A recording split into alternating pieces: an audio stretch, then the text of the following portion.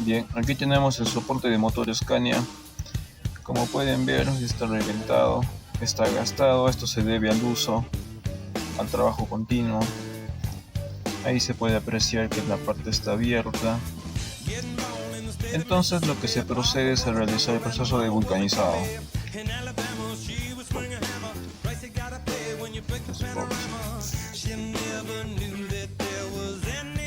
Como pueden ver, tenemos el soporte listo.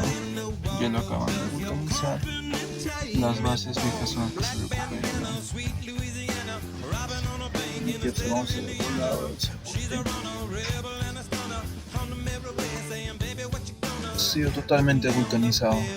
Es una pieza nueva. Aquí tenemos el soporte de motor Scania ya terminado, con el acabado respectivo.